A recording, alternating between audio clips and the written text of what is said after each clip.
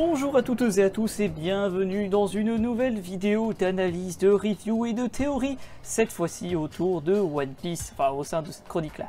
Pour aujourd'hui le chapitre 1120 et comme d'habitude, générique et on y va.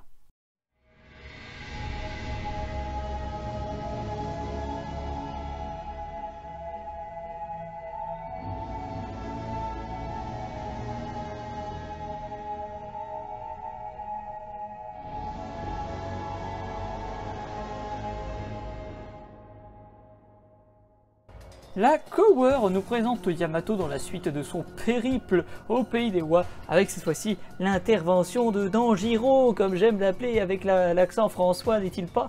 Où eh bien cette fois-ci il permet à Yamato de pouvoir avoir la justice, puisque il corrige les enfants qui puent là.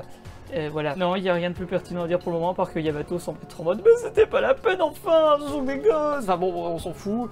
Passons à la suite. Le chapitre s'ouvre sur un flashback d'il y a 26 ans où Vegapunk, présent sur Punk Hazard avec des dragons, ou du moins un dragon pour sûr et ce qui semble être un dragon, face à Clover, qui est plus jeune bien entendu puisque c'était il y a 26 ans, où il lui révèle être un Di et que son frère a été mouru puisqu'il a été tué devant lui à cause de son nom. Nous pouvons donc imaginer qu'il y a eu une purge des Di il y a 26 ans, un peu comme avec les juifs, je vais arrêter la comparaison ici, mais voilà, en tout cas, les Di, les ennemis des dieux, voilà, sont sûrement des êtres qui ont été bien recherchés, d'où le fait que plusieurs noms ont été censurés. Clover partage bien entendu son désir d'enquêter sur le passé pour pouvoir justement avoir des réponses, et Vegapunk, quant à lui, met bien en lumière le fait que maintenant qu'il travaille pour le gouvernement, c'est pas possible. 4 ans plus tard, soit il y a 22 ans, le massacre d'Ohara arrive avec le Buster Call. Et là où César est un immonde personnage puisqu'il rigole, Vegapunk, lui, se rappelle du moment où il est allé sur Ohara pour son hommage à son ami Clover, même si bon, enfin, il s'en rappelle, enfin, c'est dans le flashback, mais disons que c'est dans la suite du flashback, enfin, bon, vous avez compris la tournure de phrase assez chaotique de ma part. Et c'est bien entendu après ce moment-là qu'il décidera de se battre pour ses amis. Enfin, bon, ça c'est une manière très shonen-like de dire, mais en gros, voilà, c'est la mort de Clover qui l'a poussé à entreprendre des recherches sur le cycle oublié pour découvrir la véritable vérité véridique, ainsi donc se mettre en danger.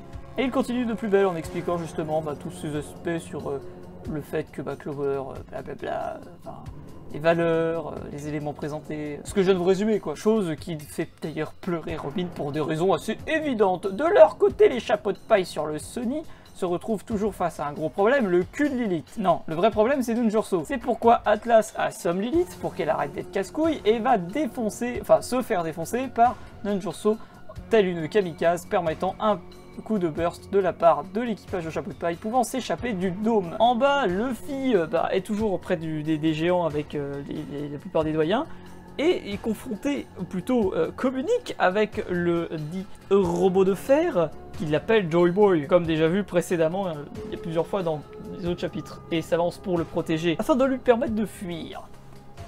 Luffy, comme d'habitude, est complètement con et ne comprend rien. Les doyens, enfin, Warcury et Peter sont prêts à lui défoncer l'anus. Après un moment qui semble épique, où le robot va le frapper, il débande du bras, et c'est ça pue. Montrant d'ailleurs la grande déception de Sanji, Franky et Luffy.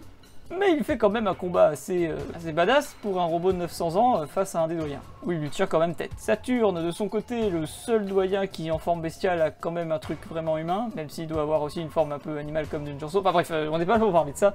Arrive sur le bateau pour défoncer Kuma et Bonnie. Et le Sunny est en train de leur tomber dessus.